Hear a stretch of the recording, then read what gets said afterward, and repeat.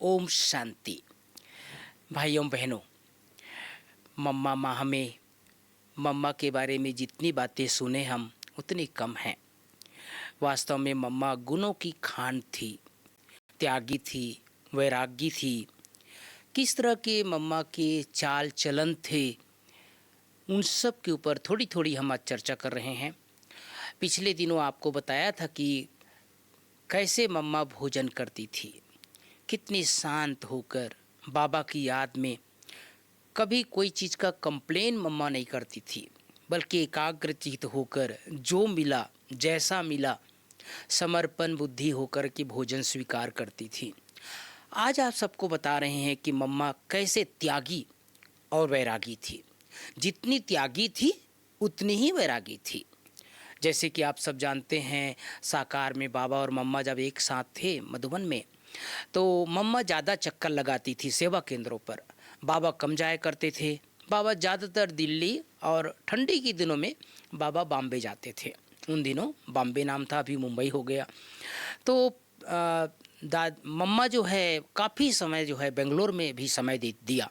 तो बेंगलोर में जैसे आप सब जानते हैं, दादी चंद्रमणि की बहन हृदय पुष्पा दादी, तो हृदय पुष्पा दादी जो है वो भी कई बार अपना अनुभव सुनाई हैं। कई बार मम्मा जो है पूना में भी रही है, तो पूना का भी अनुभव बहुत सुंदर सुंदर है। तो दादी जानकी एक सुंदर अनुभव सुनाई है, पूना का अनुभव। एक बार किसी ने मम्मा से पूछा, क्या पूछा कि मम्मा आप अपने मन को वह कैसे शांत रखती हैं। प्रश्न तो बहुत सिंपल सा था, और हर एक के मन में आजकल ये प्रश्न रहता है कि भाई मन को शांत कैसे रखा जाए, मन की शांति कैसे हो। आजकल दुनिया में सब कुछ मिल गया है, लेकिन मन की शांति नहीं है। तो मम्मा का कितना सुंदर और सटीक जवाब। मम्मा ने कहा कि यह मन तो हमारी छोटी बेबी है, अब छोटे बच्चे को कैसे शांत रखना है। तो मैं उसको कह देती हूँ, मम्मा क्या कहती है, मन को कह देती हूँ, छोटी बेबी को कह देती हूँ, अभी तुम शांत रहो, अभी तुम शांत रहो, जब ज़रूरत पड़ेगी तब मैं तुमको बुला लूँगी। जैसे बच्चे को बुलाते हैं ना भाई बहनों, ऐसे मम्मा अपने मन से बात करती थी।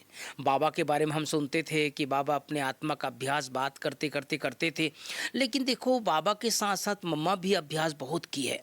और वो मन को कहती थी कि तुम बेबी हो, तुम छोटी बच्ची हो, और तुम शांत रहो, हाँ तुम्हारी ज़रूरत पड़ेगी तो मैं तुमको बुला लेंगे। ऐसे जो है मम्मा मन जीत थी।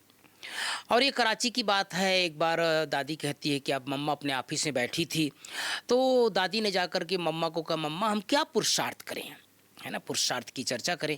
तो मम्मा ने कहा कि सदैव यह समझो मेरी अंतिम घड़ी है ना। मम्मा ने क्या कहा, सदैव ये समझो मेरी अंतिम घड़ी है। तो वो जो मंत्र है, दादी ने कहा, जानकी दादी ने, वो मंत्र जैसे मेरे ऊपर एकदम छाप पड़ गई, और उसी दिन से मैंने सोच लिया कि ये घड़ी मेरी अंतिम घड़ी है। कब अंतिम घड़ी हो जाए कोई भरोसा नहीं है। तो इस तरह से जो है मम्मा जो है सबको पुरुषार्थ कराती थी। और जैसे कि आप सब जानते हैं, मम्मा कभी भी सेवा करती थी तो सो नहीं करती थी। आजकल हम जैसे आजकल के भाई बहनें, या हम यूँ कहें कि ज़्यादातर हमारे जैसे लोग तो कहीं भी सेवा करते हैं तो बताते हैं मैंने ये सेवा किया, मैंने वो से किया। एक बार मम्मा जो है बेंगलोर गई थी, और बेंगलोर में लगभग 1 मास सवा मास तक खूब सेवा किया आत्माओं की। आसपास की बहुत लंबी हिस्ट्री है, कैसे किसी किसी को माँ दुर्गा का साक्षात्कार हुआ, कैसे माँ सरस्वती का साक्षात्कार हुआ। और उन दिनों वहाँ पर जो है धूम मची हुई थी मम्मा की साक्षात्कार का। तो खूब सेवा करके जब मम्मा वापस माउंट आबू आई, मधुबन आई, तो किसी ने मम्मा से कहा, मम्मा आपने इतना सेवा किया, वहाँ पर सेवा का अनुभव सुनाओ। कई बार हम सेवा समाचार सुनाते हैं ना भाई बहनों। तो मम्मा ने सिर्फ एक शब्द कहा, क्या कहा कि सेवा अच्छी थी, बस सेवा अच्छी थी, इतना ही। माना कभी मम्मा अपनी सेवा का विस्तार नहीं करती थी, कभी अपनी सेवा का गुणगान नहीं करती थी। इतना गुप्त, इतना ही त्याग। कहने का मतलब ये है भाई बहनों कि कभी भी मम्मा अपनी सेवा का बखान नहीं करती थी, विस्तार नहीं करती थी। और इसीलिए वो मम्मा बनी, इसीलिए वो गुप्त गामिनी बनी, इसीलिए वो गुप्त सरस्वती बनी। तो मम्मा जितनी त्यागी थी उतना ही वैरागी थी। ओम शांति, ओम शांति।